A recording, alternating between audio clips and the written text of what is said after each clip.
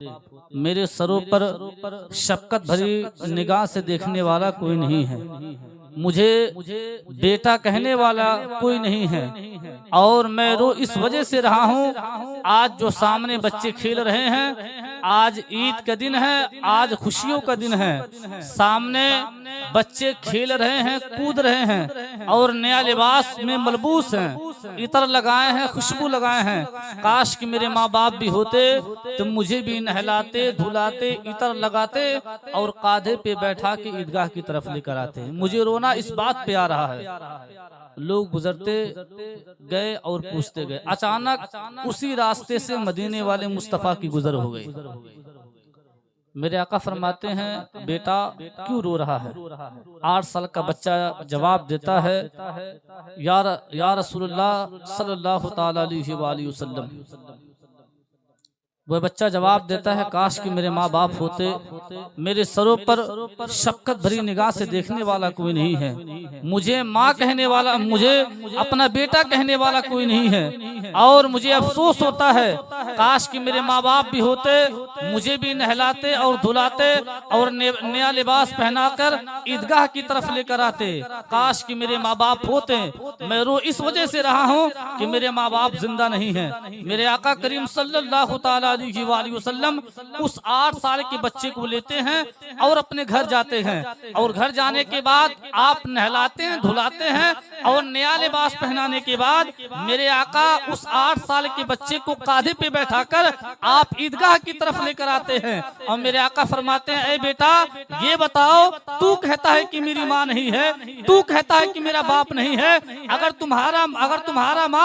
तुम्हारी माँ सैयदा फातिमा हो जाए और तुम्हारा बाप मौला अली हो जाए और तुम्हारा भाई इमाम हसन और इमाम हुसैन हो जाए और तुम्हारी बहन सैयदा ज़ैनब हो जाए, तो ये बताओ तुम खुश होगे कि नहीं खुश होगे? वो यतीम बच्चा मेरे आका से फरमाता है, या रसूलुल्लाह सल्लल्लाहु ताला अलैहि वसल्लम, मैंने तो आपका नाम बहुत सुना था कि आप तो बेसहारों के सहारा हैं, आप बेकसों के कस हैं, आप बेमददगारों के गमगुसार हैं। मुझे मालूम था कि इनायत भरी निगाह से देखने वाला, शफकत भरी निगाह से देखने वाला ये कोई और नहीं हो सकता है, बल्कि मदीने वाले मुस्तफा हो सकते हैं। इसलिए मेरा इमाम बयान फरमाता है कि मेरे करीम से गर कतरा किसी ने मांगा, मेरे करीम से गर कतरा किसी ने मांगा, दरिया बहा दिए हैं, दुर्बे बहा दिए हैं और गमजदों को रजा मुझदा दीजिए की है, बेकसों का सहारा हमारा नबी। तो मेरे नबी की शान और मेरे आका करीम सल्लल्लाहु ताला अलैहि वसल्लम की बारगाह वो बारगाह है कि अगर आदमी खाली हाथ जाए तो झोलियां भरते हुए आए। आइए उसी रसूल हाशमी की बारगाह में एक मरतबा हम और आप खराज अकीदत पेश करें, उन्हें पढ़े बावज़ बुलंद, अल्लाहुम्मा सल्ली अला।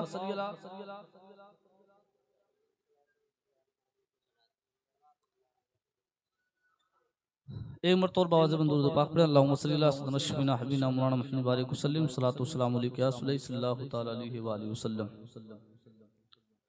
चूँकि आप मिंबर शरीफ पर आप अपनी माथों की निगाहों से देख रहे हैं जमाते अहले सुन्नत का वो अजीम हस्ती, वो अजीम शख्सियत जिनकी खताब को सुनकर बड़े से बड़े गुमराह लोग सीधे रास्ते पे आ जाते हैं। हमें अल्लामा अरशदुल क़ादरी का वो इनकलाबी खताब याद है। किसी साहब ने पूछा था अल्लामा अरशद से, अय अल्लामा अरशद, आप इनकलाबी खताब क्यों करते हैं, आप आफाकी खताब क्यों करते हैं? तो अल्लामा अरशद ने कहा था, एक दिन अल्लामा अरशद चला जाएगा, लेकिन अल्लामा अरशद का इरशाद बाकी रहेगा। उन्हें शख्सियात का भरपूर इमामा बात कर जमाते अहले सुन्नत का वज़ीम हस्ती, इल्मी आलमी शोहरत याफ्ता शख्सियत अल्लामा सैयद गुलाम हुसैन साहब की मजहरी मरकजी सदर उलमा कौंसिल नेपाल, इंशाअल्लाह कुछ ही देर के बाद उनकी खताब से आप मुस्तफिज होंगे। साथ ही साथ आप देख रहे हैं नब्बाज़ कौम हजरत अल्लामा मौलाना ग़ियासुद्दीन आरिफ मिसबाही वो भी इंशाअल्लाह कुछ ही देर के बाद मिंबर शरीफ पर तशरीफ फरमा होंगे। अभी वो नमाज पढ़ रहे हैं।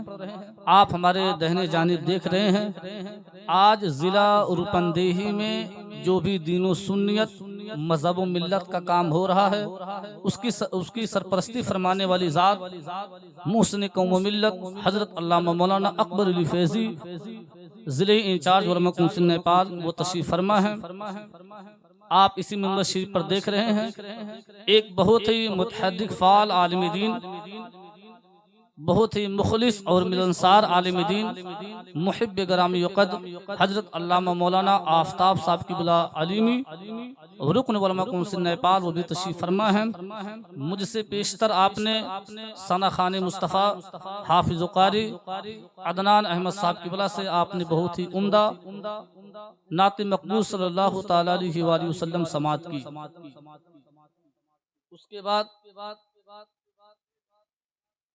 आप अपने माथों की निगाहों से देख रहे हैं, मुखिर कौम मिल्लत हज़रत अल्लामा मौलाना शाह आलम साहब की बुला वो भी तशरीफ़ फरमा है, और भी दिगर अहबाब मिंबर शरीफ पर तशरीफ़ फरमा है। मैं नाम से वाकिफ़ नहीं हूँ, जो ज़्यादा जहाँ है वहीं आफ्ताब है। जैसा कि आपको अच्छी तरीके से मालूम है कि ये प्रोग्राम रखा क्यों गया है, इस्लाह मुआशरा कॉन्फ्रेंस, यानी मुआशरे की इस्लाह के लिए प्रोग्राम रखा गया है। इस प्रोग्राम की खुसूसियत यही है कि मुआशरे की इस्लाह हो।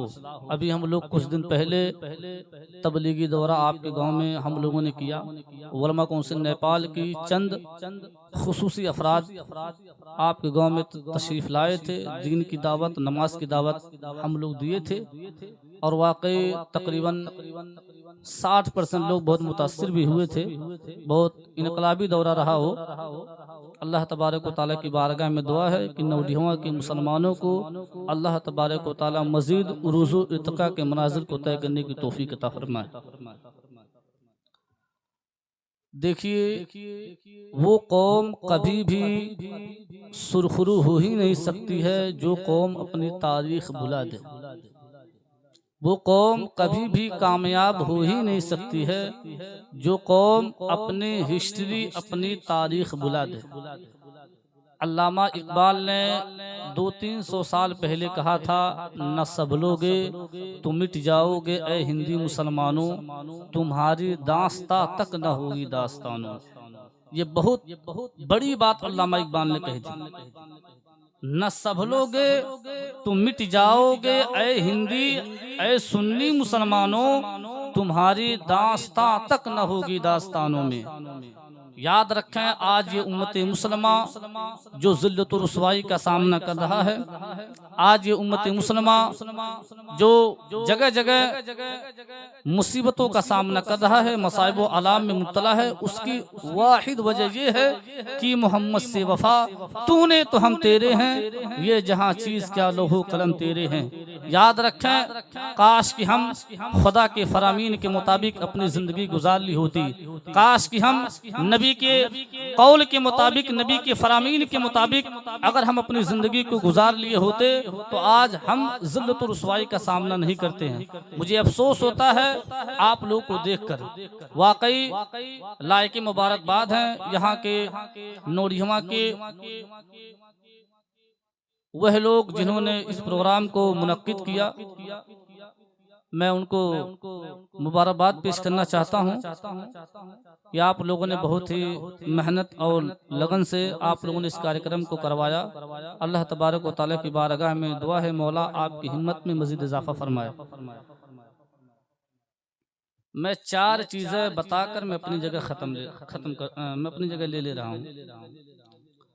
आज से 800 साल पहले चंद मुफक्किरीन कराम, चंद साइंसदान बैठे हुए थे। वो लोग सर्च कर रहे थे। फिक्र मुफक्किर कहते हैं फिक्र करने वालों को। चंद मुफक्किरीन कराम वो आपस में तबादला ख्याल कर रहे थे, क्या बात है कि मुसलमान हर जगह फातह होता है, जिस जंग में मुसलमान चले जाते हैं उस जंग को फतह कर लेते हैं। मुसलमान जिस फील्ड में कदम रख देते हैं उस फील्ड में वो कामयाब हो जाते हैं। आखिर वजह क्या है? तो उन्हीं चंद मुफक्किरों में से एक मुफक्किर खड़ा हुआ, कहा याद रखो मुसलमानों के अंदर, आप लोग थोड़ा शोर शराबा कम करें। उस मुफक्किर ने कहा कि मुसलमानों के अंदर से 4 चीजें हटा दीजिए, ये मुसलमान खुद ब खुद तबाह बर्बाद हो जाएगा। आज ये मुसलमान अगर कामयाब है तो इन्हीं 4 चीजों की बुनियाद पर, जब तक ये 4 चीजें इनके अंदर रहेगी, दुनिया की कोई ताकत है ही नहीं जो मुसलमानों को ज़ेर कर दे। दुनिया की कोई ताकत है ही नहीं जो मुसलमानों को शिकस्त कर दे। ये 4 चीजें मुसलमानों के अंदर मौजूद है, इसी वजह से मुसलमान हर फील्ड में कामयाब है। और यही 4 चीजें अगर मुसलमानों के अंदर से खत्म कर दिया जाए तो याद रखें ये मुसलमान खुद ब खुद ज़िल्लत और रुसवाई का सामना करते हुए नजर आएगा। तो उसी में से एक बदमुफक्किर खड़ा हो गया, कहा अच्छा ये बताइए वो 4 चीजें हैं क्या कि अगर मुसलमानों के अंदर से खत्म कर दिया जाए तो मुसलमान खुद ब खुद तबाह बर्बाद हो जाएगा। ये 4 चीजें 800 साल पहले किसी मुफक्किर ने, किसी साइंसदान ने कहा था।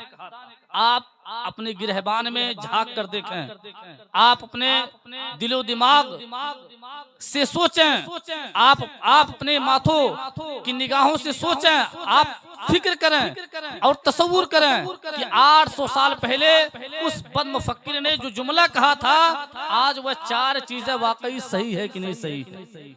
उन्होंने कहा था मुसलमानों को कुरान से दूर कर दिया जाए।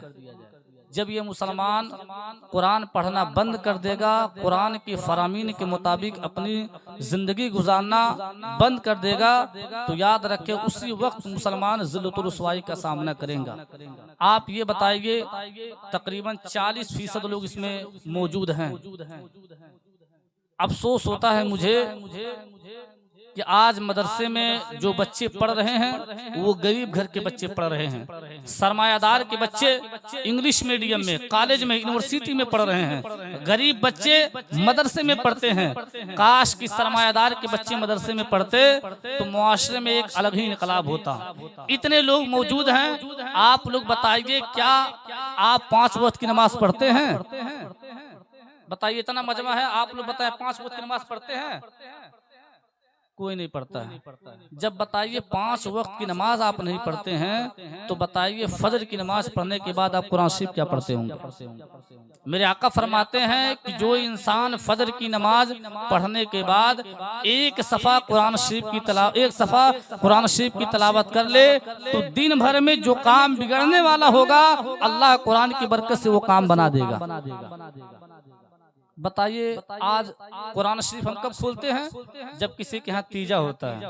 हम कुरान शरीफ कब खोलते हैं? जब किसी के यहाँ चिहारम होता है। हम कुरान शरीफ कब खोलते हैं? जब किसी के यहाँ 10वां होता है। हम कुरान शरीफ कब खोलते हैं? जब किसी के यहाँ 20वां होता है, जब किसी के यहाँ 40वां होता है। और जब नज़ा का वक्त आता है तब हम कुरान शरीफ को खोलते हैं और पढ़ते हैं ताकि कुरान की बरकत से जिस इंसान का रूह निकलने वाला है बाआसानी रूह निकल जाए। कुरान से हम दूर हो गए। काश कि हम कुरान के फरामीन के मुताबिक अपनी जिंदगी को गुजारा होता तो आज ये नौबत ना देखती। आज से 800 साल पहले उन्होंने कहा था कि मुसलमानों को कुरान से दूर कर दिया जाए। ये बताइए आप कुरान से दूर है कि नहीं दूर है? पढ़ते हैं कुरान आप? तकरीबन 100% में से 5% लोग जो बेचारे 60 साल के 50 साल के जो बेचारे बूढ़े लोग हैं, जो ज़ईफ़ है, जिनके अंदर मज़हब मिल्लत का दर्द है, वही बेचारे कभी कभी फजर की नमाज पढ़कर 1-2 सफ़े का तलावत कर लेते हैं। बाकी कोई भी इंसान कुरान शरीफ की तलावत नहीं करता है। कुरान शरीफ से हम दूर। उन्होंने कहा दूसरी चीज़ क्या है? कहा दूसरी चीज़ है इश्क़ मुस्तफ़ा। मुसलमानों के दिलों से इश्क़ मुस्तफ़ा का चिराग गुल कर दिया जाए। मुसलमानों के दिलों से इश्क़ मुस्तफ़ा का चिराग खत्म कर दिया जाए। ये मुसलमान खुद ब खुद ज़िल्लत और रुसवाई का सामना करता हुआ नजर आएगा। आप बताइए, आप लोगों के दिलों में नबी का इश्क होता तो आप कभी भी गुनाह ना करते। आप तसव्वुर करें वह मदीना जब मुस्तफ़ा मदीने में तशरीफ नहीं ले गए थे तो मदीना का नाम मदीना नहीं था, बल्कि वो शहर वबा था। वहाँ के लोग मुख्तलिफ अमराज में मुब्तला थे। मेरे आका करीम सल्लल्लाहु ताला अलैहि वसल्लम की कदम उस जगह पड़ी, तो वह जगह जो बीमारियों का घर था, जो बीमारियों का शहर था, मेरे आका करीम सल्लल्लाहु ताला अलैहि वसल्लम के कदम पड़ने की वजह से वह शहर शिफा बन गया। और मेरे आका करीम सल्लल्लाहु ताला अलैहि वसल्लम आप जब वहाँ तशरीफ लाए तो वहाँ के लोग बीमारियों में मुब्तला थे। मुस्तफ़ा का कदम क्या पड़ा, वहाँ की बीमारियां दूर हो गई। तो आप तसव्वुर करें कि जिस शहर में मुस्तफ़ा का कदम पड़ जाए वहाँ से बीमारियां दूर हो सकती है, तो जिसके दिलों में इश्क़े मुस्तफ़ा का चिराग रोशन हो, आप जरा तसव्वुर करें उसके दिल में गुनाहों का तसव्वुर कैसे हो सकता है। आज हमारे दिलों से नबी का इश्क खत्म हो चुका। आज हम अगर वाकई हम अगर हम नबी का इश्क हमारे दिलों के अंदर रहता तो आज हमारी मस्जिदें खाली ना रहती, आज हमारे मदारिस खाली ना रहते, आज शराब के अड्डे हम आबाद नहीं करते, आज कौमी मुस्लिम के नौजवान जुआ और ताश खेलते हुए नजर नहीं आते, आज होटलों पे चाय की चुस्कियां लेने के लिए टाइम है मुसलमानों के पास। लेकिन अगर नमाज पढ़ने के लिए कह दिया जाए कि भाई आपको चल रहा है मस्जिद में नमाज पढ़ने के लिए, तो ये कौमी मुस्लिम, ये नौजवान कहते हैं मौसा हमारे पास टाइम नहीं है। फ्री फायर खेलने के लिए इनके पास टाइम है, फिल्में देखने के लिए इनके पास टाइम है, ड्रामे देखने के लिए इनके पास टाइम है, रात भर फेसबुक और व्हाट्सएप पे चैटिंग करने के लिए इनके पास टाइम है। लेकिन फजर की नमाज पढ़ने के लिए, 5 वक्त की नमाज पढ़ने के लिए अगर इनसे कह दिया जाए तो धड़ाके कह देते हैं मौसा साहब हमारे पास नमाज पढ़ने के लिए टाइम नहीं है। ये बताइए अल्लाह आपकी इबादत का मुताज है क्या? आप इतना आसान कह देते हैं कि हम नमाज नहीं पढ़ेंगे। अल्लाह आपकी इबादत का मुताज है क्या? अल्लाह आपकी इबादतों का मुताज नहीं है। आप नमाज पढ़ेंगे तो आप अपना रिश्ता अल्लाह से करीब करेंगे। आप नमाज पढ़ेंगे, आप ही के नामे अमाल में सवाब दर्ज होता चला जाएगा। तो जिस कौम के पास अल्लाह को राजी करने के लिए, अल्लाह की खुशनुदी के लिए जिस कौम के पास नमाज पढ़ने का वक्त ना हो, आप जरा तसव्वुर करें वो कौम कैसे कामयाब हो सकती है। तो हमारे दिलों के अंदर इश्क़ मुस्तफ़ा भी खत्म। कहा तीसरी चीज क्या है? कहा तीसरी चीज है जज्बे जिहाद। आज तो मुझे अफसोस होता है कहने में, आज कुछ 25 साल 30 साल के नौजवान हो, जानते तो कुछ नहीं है। जानते तो अभी कह दिया जाए आप किस नबी का कलमा पढ़ते हैं, नहीं मालूम है।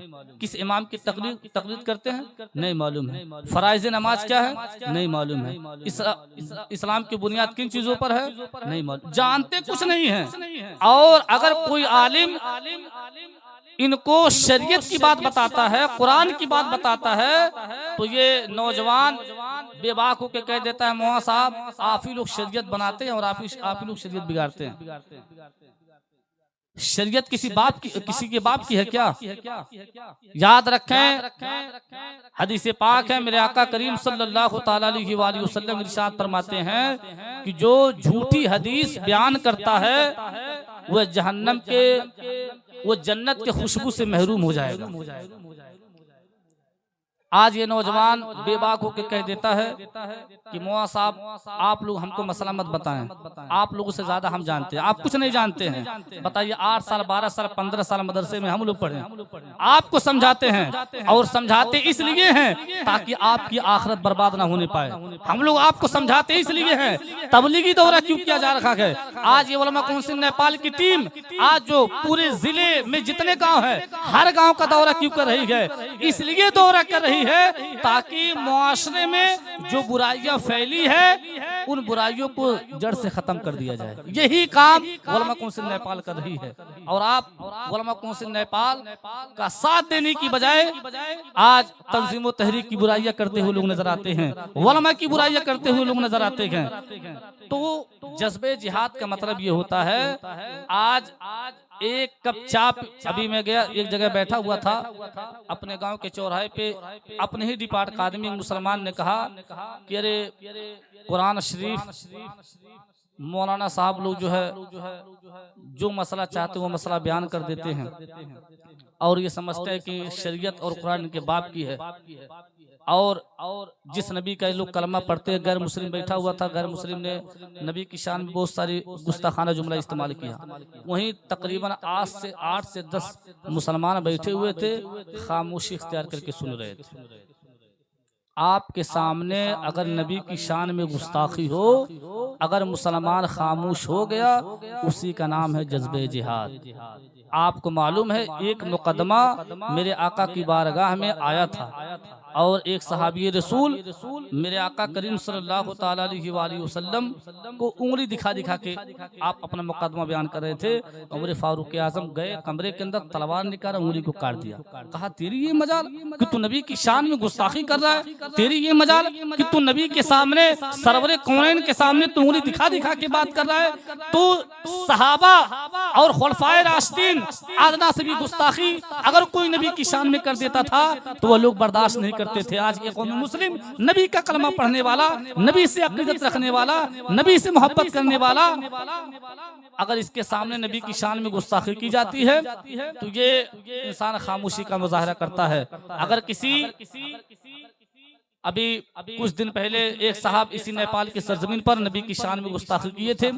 गुस्ताखी करने के बाद उलमा कौंसिल नेपाल ने पहल क्या किया कि सीडीओ के पास चला जाए, उनके नाम से जो है मुकदमा दर्ज किया जाए, ताकि जो नबी की शान में जिन्होंने गुस्ताखी की है उनके ऊपर सख्त कार्रवाई की जाए। तकरीबन हर गांव में हम लोगों ने फोन दौड़ा दिया, लेकिन कोई नौजवान, कोई बूढ़ा धगधई मदरसे में तशरीफ नहीं लाया। अभी एक पार्टी वाले का फोन आ जाए बुटवल से, आप धड़ाके पहुंच जाएंगे। एक पार्टी का फोन आ जाए, काठमांडू जानना है, तो पार्टी को आप इतनी फोकियत दे रहे हैं और आप जिस नबी का कलमा पढ़ रहे हैं उस नबी की शान में गुस्ताखी की जा रही है और उसके नाम से फायर दर्ज करवाना है, तो आपके पास टाइम नहीं है। और आप कह रहे हैं कि आज हमारी दुआएं क्यों कबूल नहीं हो रही है। सब कुछ है फिर भी हम कामयाब नहीं। वजह क्या है? वजह यही है, अल्लामा इकबाल ने 800 साल पहले कहा था, 300-400 साल पहले कहा था, न सब लोगे तुम मिट जाओ हिंदी मुसलमानों, तुम्हारी दास्तां तक न होगी दास्तानों में। जज्बे जिहाद खत्म है। और चौथा चीज है हज करना। बड़े से बड़े मालदार हैं, अगर मुसलमान, अगर कौम मुस्लिम का अगर पैसा सबसे ज्यादा अगर कहीं खर्च होता है तो शादियों में खर्च होता है सबसे ज्यादा। और मुसलमानों के पास अगर पैसा देखना हो आपको तो उनके शादियों में चले जाइए और देख लीजिए उनके पास पैसा कितना है। और ये गरीब कहाँ होते हैं? जब इमाम को तनख्वाह देने की बारी आती है तो कहते हैं हमारे पास पैसा नहीं है।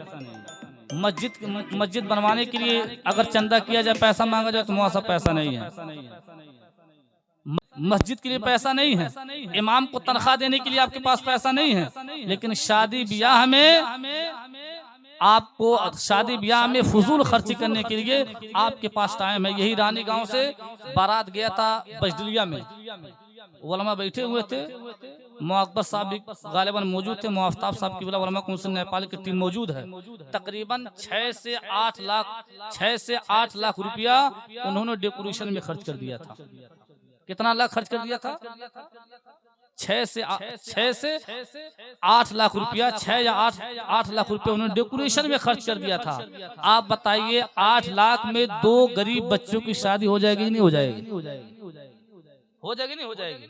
आज 35-35 साल की बच्चियां अपने घरों के दरवाजे पे खड़ी हैं और तमन्ना कर रहे हैं काश कि कोई रिश्ता हमारे घर पे आ जाता। आज ये जहेज की लालत ने इतना बर्बाद कर दिया है, हमें और आपको, मुआशरे को इतना बर्बाद कर दिया है कि कौम मुस्लिम की बच्ची, किसी की उम्र 25 साल है, किसी की उम्र 30 साल है, किसी की उम्र 35 साल है।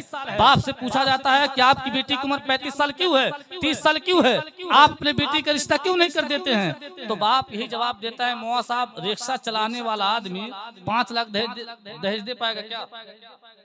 दिन का 500 रुपया दिहाड़ी करने वाला 5 लाख दहेज दे पाएगा क्या? 200 रुपया 300 रुपया दिन का कमाने वाला आदमी 8 लाख 10 लाख रुपया आपको दहेज दे पाएगा क्या? तो याद रखें, जब मुसलमानों के पास अगर पैसा देखना है तो शादी में, ब्याह में आप चले जाए, 8 लाख का डेकोरेशन में खर्च, 15-20 हजार 25-50 हजार रुपया कव्वाली में, ऑर्केस्ट्रा में, गाना बजाना में, 5-5 किस्म का 6-6 किस्म का खाना बन जा रहा। यानी मुसलमानों का सारा पैसा सिर्फ और सिर्फ शादी ब्याह में खर्च हो जा रहा है। और तामीर उम्मत के लिए कहा जाए, मदरसे की तामीर के लिए कहा जाए, मस्जिद की तामीर के लिए कहा जाए, उलमा की तनख्वाह के बारे में कहा जाए, देने की जब बारी आई तो कहते हैं मौसम पैसा नहीं है। कहने का मतलब ये है कि आज बड़े से बड़े अमीर लोग, अल्लाह ने इंसान को जिंदगी में सिर्फ एक दफा हज फर्ज किया है।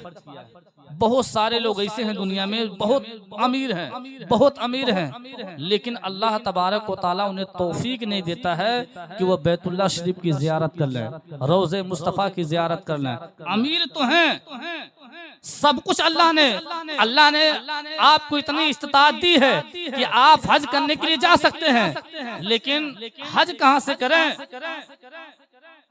शेख सादिक अलैहि बयान फरमाते हैं कि जब एक मोमिन गुनाह करता है तो वो इस तरीके से बेताब हो जाता है, बेचैन हो जाता है, बिलफौर अल्लाह तबारक व तआला की बारगाह में तौबा करता है, इस्तिग़फ़ार करता है, कहीं मुझसे गलती तो नहीं हो गई, कहीं मुझसे गुनाह तो नहीं हो गया कि गुनाह की बुनियाद पे अल्लाह हमको मुसीबतों का सामना करवाने में मशगूल कर दिया है। और जब मुनाफिक जब कोई गुनाह करता है तो उसे महसूस, अपने आप को महसूस इस तरीके से करता है कि जैसे ही खाना में मक्खी पड़ जाए, खाता गया और मक्खी हटाता गया। तो अल्लाह ने हमें और आपको दौलत भी दिया है, लेकिन हम हज करने के लिए नहीं जाते हैं। बताइए, कुरान हम नहीं पढ़ रहे हैं, हमारा दिल इश्क़ मुस्तफ़ा से रोशन नहीं है, जज्बे जिहाद हमारे अंदर से खत्म। बैतुल्लाह शरीफ की ज़ियारत, यानी हम लोग अल्लाह ने पैसा दिया है लेकिन हज करने के लिए नहीं जा रहे हैं। बताइए, 800 साल पहले उस बदमुफक्किर ने कहा था, आज ये 4 चीजें सही है कि नहीं सही है, आप अपने दिल पे हाथ रखकर सोचें, काश ये 4 चीजें आपके अंदर अगर होती तो किसी मौलवी की ताबीज़ की जरूरत नहीं है, किसी आलिम की दुआ की जरूरत नहीं है। अगर ये 4 चीजें आपके अंदर होती तो याद रखें, दुनिया की कोई ताकत है ही नहीं जो आपको ज़ेर कर दे, दुनिया की कोई ऐसी ताकत नहीं है जो आपको मगलूब कर दे। आज आप ज़िल्लतुर रुसवाई का जो सामना कर रहे हैं, दरबदर जो ठोकरें खा रहे हैं, इसकी वाहिद वजह ये है, ये 4 चीजें आप लोगों के अंदर से खत्म हो चुकी है। और जिस दिन, बहुत जिम्मेदारी के साथ ये जुमला इस्तेमाल कर रहा हूँ, जिस दिन ये 4 चीजें आप लोग के अंदर से पैदा हो गई, ये इस्लाह मुआशरा करवाने की कोई जरूरत नहीं है। अगर ये 4 चीजें आपके अंदर पैदा हो गई तो याद रखें, दुनिया की कोई ऐसी ताकत है ही नहीं जो आपको ज़िल्लतुर रुसवाई का सामना करवा सके। ये 4 चीजें अपने अंदर पैदा कर लीजिए। 5 वक्त की नमाज पढ़िए और फजर की नमाज पढ़ने के बाद कुरान शरीफ की तिलावत कीजिए। उलमा बैठे हैं, आपको मालूम है, अगर आयतल कुर्सी पढ़कर किसी पानी में दम कर दिया जाए और उसी पानी में जहर भी डाल दीजिए, 1 गिलास पानी में जहर डाल दीजिए और आयतल कुर्सी पढ़ के दम कर दिया जाए, या कुरान शरीफ की कोई भी आयत पढ़कर आप दम कर दें, आप पी लें। अल्लाह ने कुरान की आयतों में इतना शिफा दिया है, इतना शिफा दिया है, आप उसको पिएंगे लेकिन जहर काम नहीं करेगा। ये कुरान की बरकत है। आज हम कुरान से दूर हो गए, आज हम शरीयत से दूर हो गए। किसी शायर ने कहा था, मुसलमानों संभल जाओ, संभल जाने का वक्त आया, बहुत सोए हुए हो तुम, अब होश में आने का वक्त आया। और जहाँ से 313 चले थे तुम मुसलमानों, उन्हें माजी के राहों पर पलट जाने का वक्त आया। बिरादरान मिल्लत इस्लामिया इस्लाह मुआशरा कॉन्फ्रेंस में जितने भी लोग तशरीफ लाए, वाकई लायक मुबारकबाद हैं आप लोग। और आप लोगों को देखकर मुझे ये महसूस भी हो रहा है कि कहीं न कहीं आप लोगों के दिलों में इश्क़ मुस्तफ़ा जिंदा है। मैं औरतों से भी गुजारिश करना चाहता हूं कि आप लोग भी घरों में नमाज पाबंदी से पढ़ना शुरू कर दीजिए। और आप लोगों से मैं गुजारिश करना चाहता हूं, आप लोग 5 वक्त की नमाज पाबंदी के साथ शुरू कर दीजिए। 4 चीज़ें जो मैंने आपको बताया इस पे अमल कर लीजिए, इंशाअल्लाह आप यहाँ भी कामयाब रहेंगे और वहाँ भी कामयाब रहेंगे। अस्सलामु अलैकुम व रहमतुल्लाहि ताला व बरकातहू।